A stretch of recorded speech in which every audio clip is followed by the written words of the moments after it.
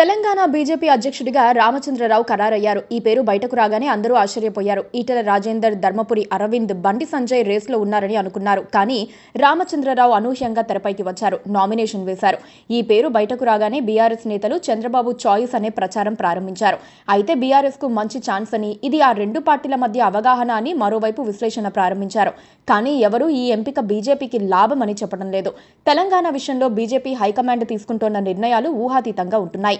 ఆ నిర్ణయాలేమీ పార్టీ గెలుపు కోసం కాకుండా, బలోపేతం కోసం కాకుండా ఇతర పార్టీల కోసం అన్నట్లుగా ఉండటమే అసలు సమస్యగా మారుతోందని ఆ పార్టీ సానుభూతి పరులు గుసగుసలాడుకుంటున్నారు. గత తెలంగాణ అసెంబ్లీ ఎన్నికల సమయంలో బండి సంజయ్ నేతృత్వంలో బీజేపీ దూసుకెళ్తోన్న సమయంలో హఠాత్తుగా ఆయనను తప్పించి కిషన్ రెడ్డికి అవకాశం కల్పించారు.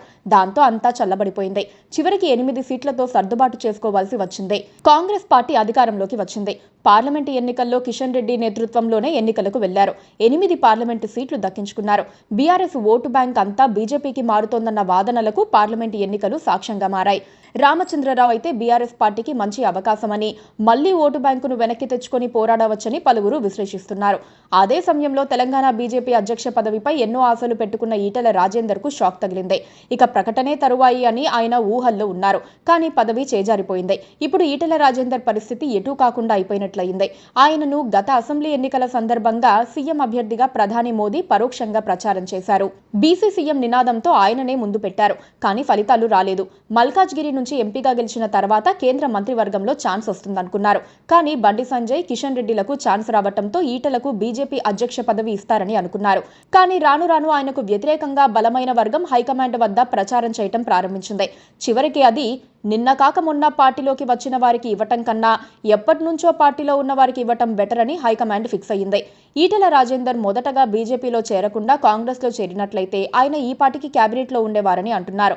రేవంత్ తో మంచి సంబంధాలు కూడా అప్పట్లో ఉండేవి. ఇప్పుడు ఆయన బీజేపీలో మరో 4 ఏళ్లు ఎంపీగా గడపాల్సి ఉంటుంది. ఇటీవలి కాలంలో బీఆర్ఎస్ కు మద్దతుగా మాట్లాడుతున్నారన్న ఊహాగానాలు వినిపిస్తున్నాయి.